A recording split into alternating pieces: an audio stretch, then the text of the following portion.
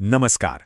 कभी ये सोचा है कि मैं ये करूंगा और मैं ये कर रहा होऊंगा कहने में आखिर कितना फर्क आ जाता है। देखिए, ये सिर्फ शब्दों का खेल नहीं है, ये अपनी बात को बिल्कुल सटीक ढंग से रखने की एक कला है। तो चलिए आज इंग्लिश के फ्यूचर टेंस की इसी कला को समझते हैं और इस पर पकड़ बनाते हैं। जरा इन दो सेंटेंस को देखिए, ही विल हेल्प यू और he will be helping you. सुनने में तो लगभग एक जैसे ही लगते हैं, है ना? लेकिन इनके मतलब में एक बहुत ही बारीक सा अंतर है जो पूरी बात का मतलब बदल सकता है। तो भाई, असली फर्क है क्या? चलिए पता लगाते हैं। सारा खेल प्रिसिजन यानी कि सटीकता का है। तो आइए फ्यूचर टेंस के इन अलग अलग रूपों को एक एक करके समझते हैं ताकि अगली बार जब भविष्य की बात हो तो पूरे कॉन्फिडेंस के साथ हो। ठीक है, तो शुरुआत करते हैं बिल्कुल बुनियाद से। Simple future tense. जैसा कि नाम से ही पता चल रहा है, ये सबसे सीधा और सबसे ज्यादा इस्तेमाल होने वाला तरीका है भविष्य के बारे में बात करने का। इसका फॉर्मूला बहुत ही सिंपल है। सबसे पहले आता है सब्जेक्ट, यानी जो काम कर रहा है, उसके बाद लगता है विल या शैल, और फिर आती है वर्ब की पहली फॉर्म, मतलब क्रिया का बेसिक रूप, जैसे डू, गो, ईट। मिसाल के तौर पर, ही विल डू इट। यहां ही सब्जेक्ट है, फिर आया विल और फिर डू जो वर्ब की पहली फॉर्म है। इसका सबसे कॉमन इस्तेमाल उन कामों के लिए होता है जो भविष्य में होंगे।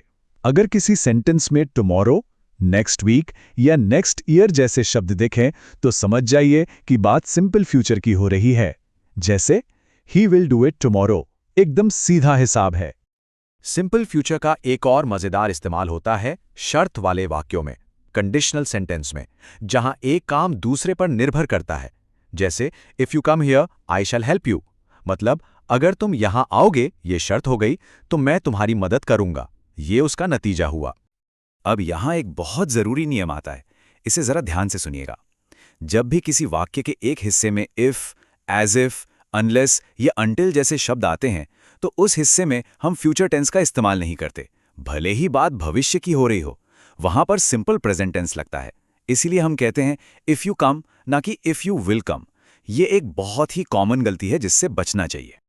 चलिए अब अपनी बातों में थोड़ी और डिटेलिंग करते हैं, थोड़ी और जान डालते हैं।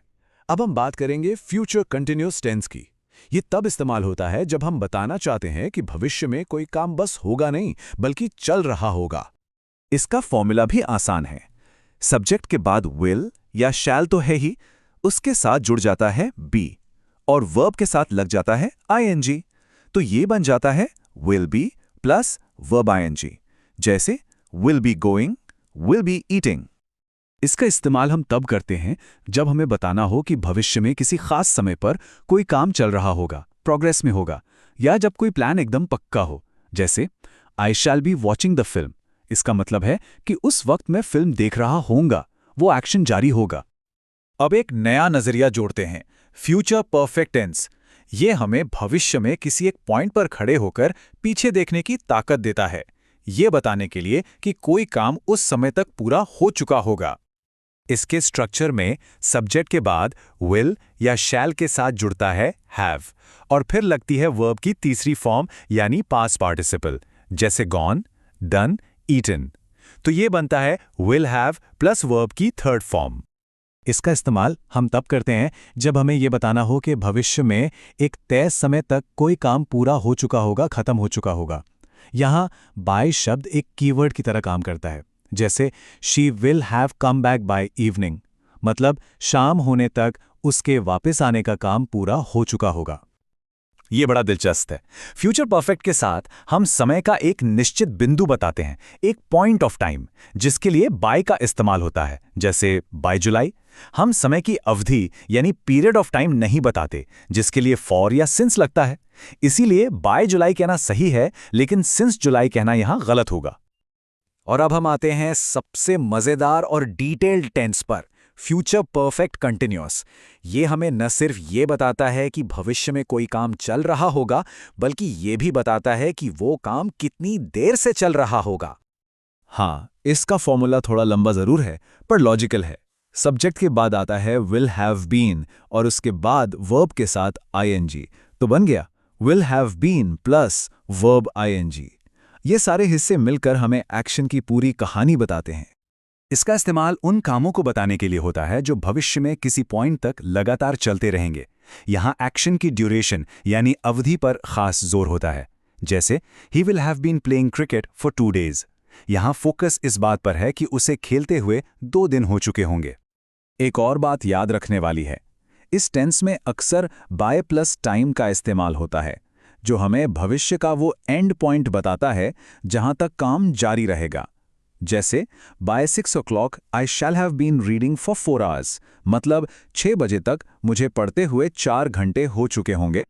बहुत बढ़िया। तो अब हमारे पास फ्यूचर टेंस का पूरा टूल किट तैयार है। चलिए, जो कुछ भी सीखा है उसे एक बार तेजी से दोहरा लेते हैं। Simple future, he will do it tomorrow, भविष्य में होने वाला एक काम। Future continuous, I shall be watching the film, भविष्य में जारी रहने वाला काम।